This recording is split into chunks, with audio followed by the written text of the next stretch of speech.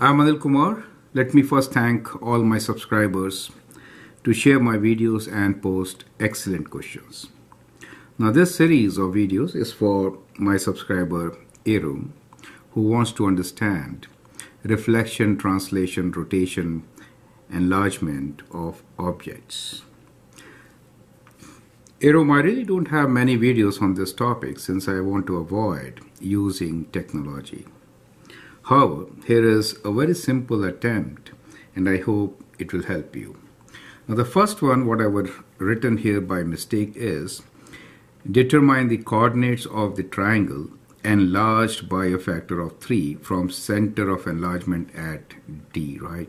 That actually is a practice test question. So let me write a question here. This question is for you, right?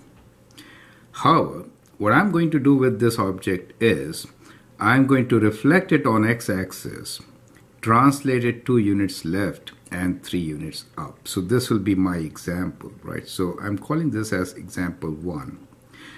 So you can always copy this diagram, a simple triangle with 3 vertices and D at 2, 2. And then you can work on enlargement by a factor of 3.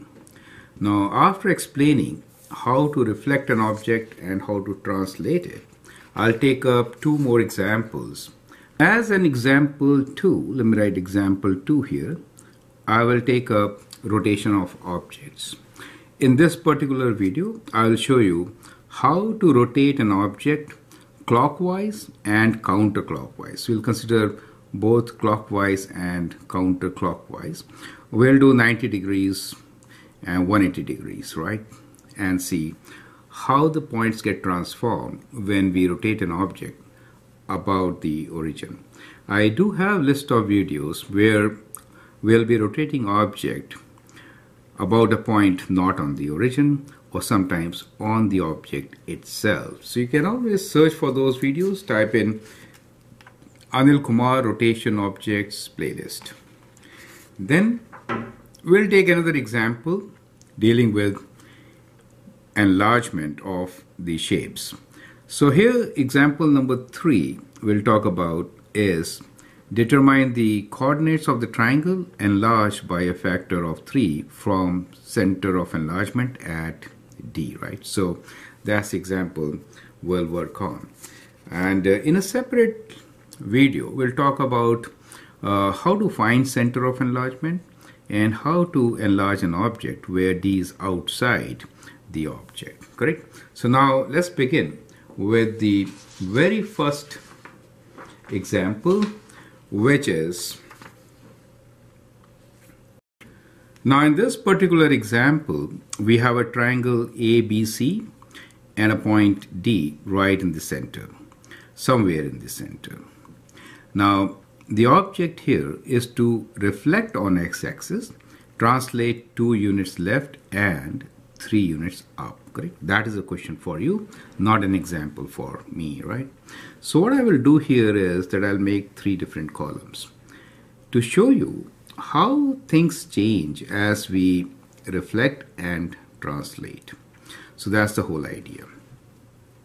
Okay. So initially we will take the object ABC. So A, the coordinate points for A are 1, 1. For B, the coordinates points are 4, 2. And for C, the points are 2, 3. Let's also take D, which is 2, 2 in this particular case. Okay. First operation to be performed is reflection on x-axis. So we'll reflect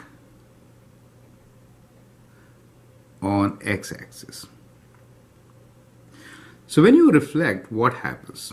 As you can see here, the x values, these are x and y values. The x values remain same, however the y values become negative. So after reflection, you will see that x values are same, but y values will become their negative, right? So let's do this reflection and write down the coordinate points. Let's say A dash is the reflection of A on x-axis. In that case, we'll just write same values for x, which is 1, and negative value for y. So we get our coordinates. Do you see that? So we'll do the same for all the 4 points. Simple as that, correct? So we have 2 minus 2. Now if you want, you can actually place these points. So we have A, which is right there, and then C, which is at 3, 2 becomes at minus 3. D is at 2, 2 will be at this point, and B, which is at 4, 2 will be at 4 minus 2. Now that gives you a triangle which could be drawn like this. Alright, so my sketches and drawings will be rough, but I hope they make some sense to you. Okay, so this is how we will get after reflection, right? So this is the reflection part. And now let us translate it. First, let's do 2 units left. So we say horizontal translation, right? 2 units left. Now we will start with the A dash and we'll get A double dash. So from this point, if I'm moving 2 units left, we are only changing the x value, right? So we are changing the x value. And what happens to it? It becomes minus 2. So now the coordinate will be x minus 2. However, y value remains same. Correct? Let me rewrite these points in a different ink.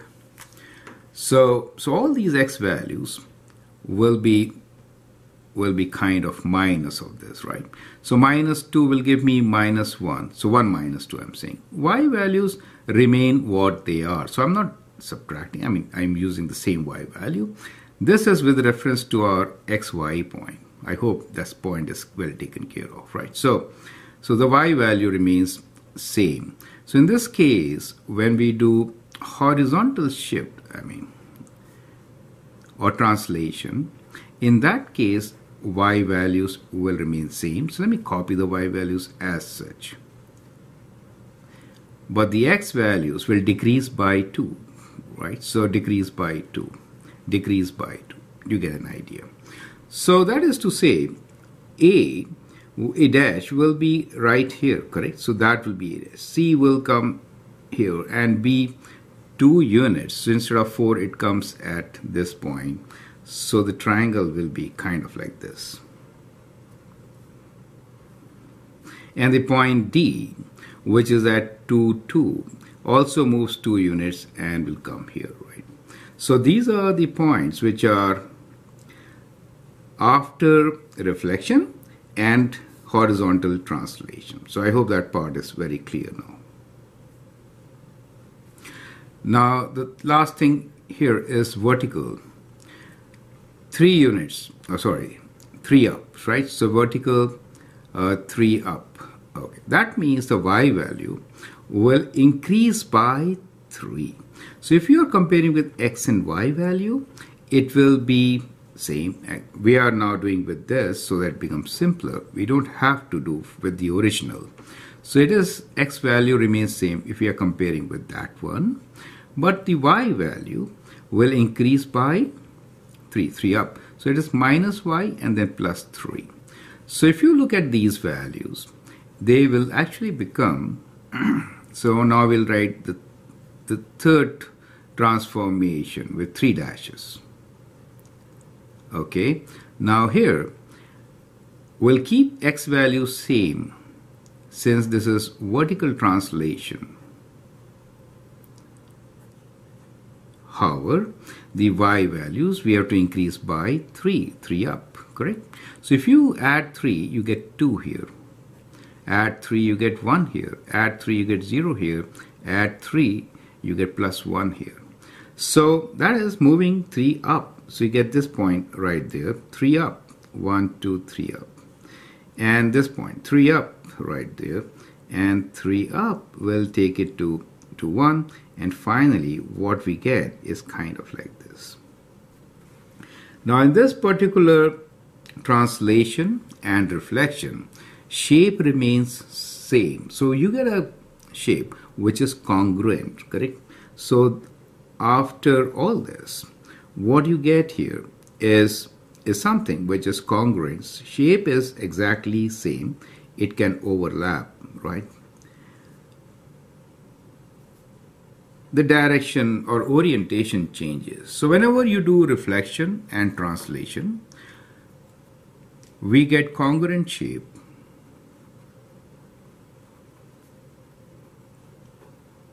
but we get different orientation.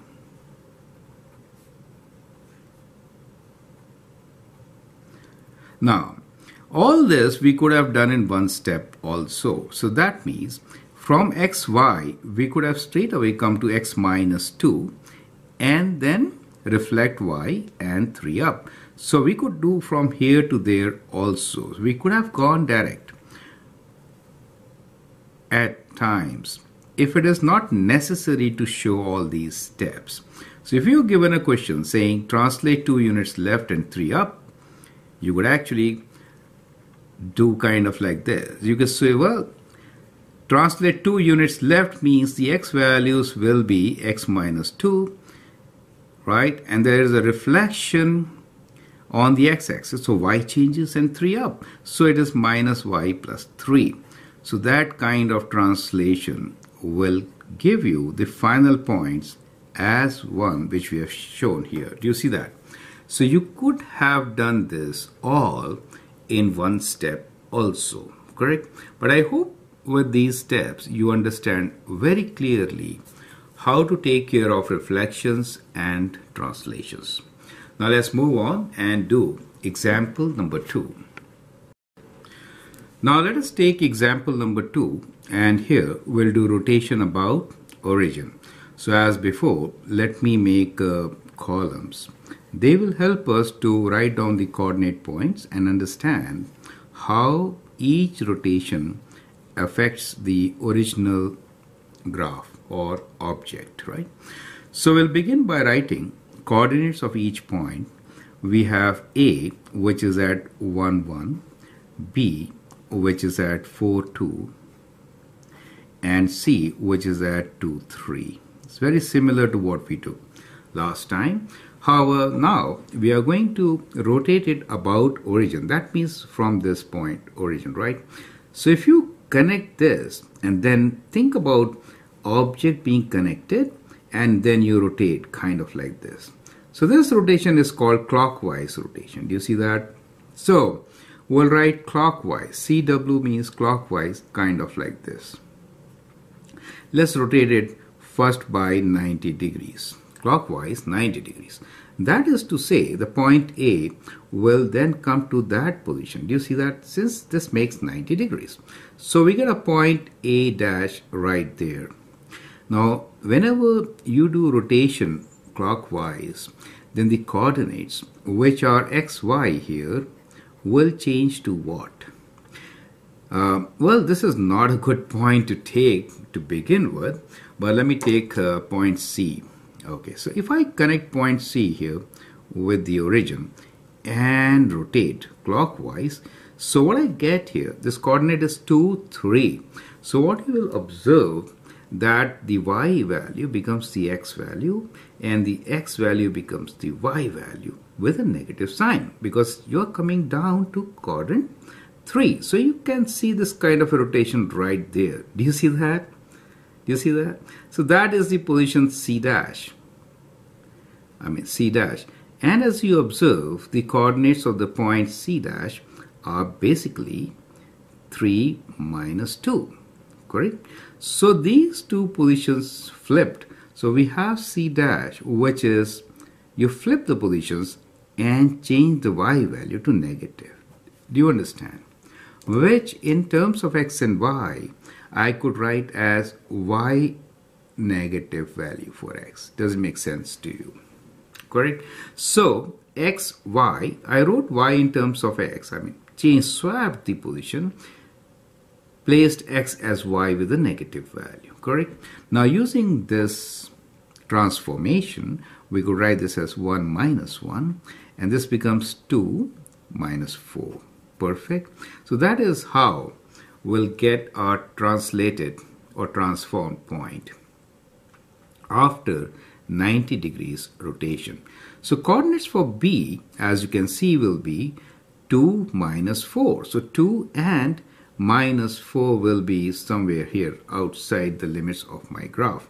Anyway, so what we get here is a triangle which I can connect now and show it to you. That is clockwise 90 degrees rotation. Perfect. Now let's do counterclockwise this time, and let's do it 180 degrees. What I'm trying to say here is, if this is my point, correct? So 180 degrees will really mean that I go all the way like this. So it is kind of in the reverse direction. Do you see that? All the way 180 degrees. Now if I do like this, both x and y values swap. So with a negative sign, both x and y values become negative. They remain same, correct? So in this case, x and y will change to minus x minus y. So simple. So original A will become another point which is both negative.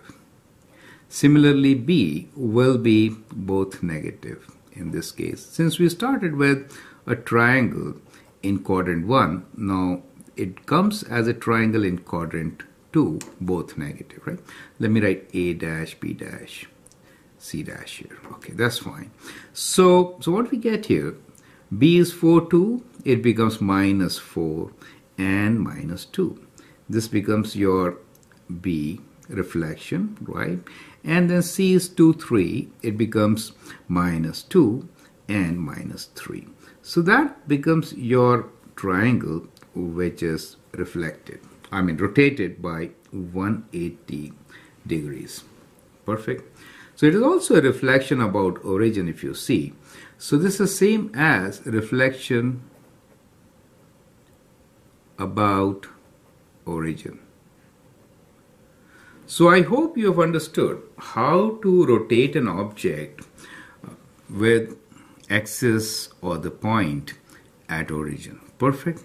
Now as an exercise, what you can do is you can practice with counterclockwise, right? Counterclockwise 90 degrees rotation, correct? So if you do counterclockwise, you are expecting your triangle to be in quadrant 2, correct? Okay, so let's move on to the next example. I hope rotation is also absolutely clear. So in example 3, we'll take up enlargement. Now, here is the last example of this particular video. We'll talk about how the shape will look like after enlargement. So the question here is, determine the coordinates of the triangle enlarged by a factor of 3 from the center of enlargement at D, right? That's the question for you. Now, one is, we could always write the coordinate points for A, B, and C. So let's do that. So A is 1, 3. B for us is 3, 2. And C is 3, 4. We are enlarging this object with the center of enlargement at D. So if you look at DA, we are enlarging by a factor of 3. That means multiplying by 3. So at present, the distance from D to A is, let us say, 1 unit as shown here, times 3 makes it 3. So it'll be 1, 2, and 3. So we get that point for the enlarged object. As far as C is concerned, it goes diagonally 1 unit, right? So diagonally 1 unit enlarged by 3 times means diagonally 3 units. So 1, 2, and 3. So that becomes the point C. Point B is also diagonally 1 unit, but we could also see it the other way. Horizontally, it is 1. Vertically, it is 1 down. So we can go 3 right and 3 down, correct? Both 3 times. So 1, 2, 3 and 1, 2, 3. Effectively, we reach diagonally 3 units. Do you see that? So that becomes the coordinates for B. And now that becomes your enlarged unit, correct? So let me just join them now. I took a very simple example here just to give you the concept. The whole idea is to give you the concept. Do you see that figure? So that is how you could actually join them and make your enlarged figure, correct? So that triangle now has been enlarged, scaled by a factor of 3, you can say. Perfect. Now in the coming videos, I will show you how to do enlargement by taking the point outside, right? So we could take point outside as an exercise. What you can do is you can place the point, let's say P here, right? So let us try this. Place a point P here and then enlarge the whole figure 3 times, right? So in that case, what will happen? 1, 2, 3, it'll go at 9, correct? So I'm not doing it here, but you can take it as an example for your own practice. So what we have seen here, that we got the enlarged points. Let's write down there. So finally, we have all the 3 points here, A dash, B dash, C dash. Let's write down their coordinates. That's what we are asking for, right? So after enlargement of 3 with center of enlargement at D, we get A dash as -1, 3, B dash as 5, 0, and C dash as 5, 6.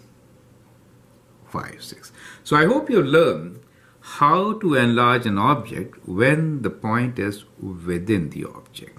Now as an exercise, you can do the same with an object point with the center of enlargement outside the object.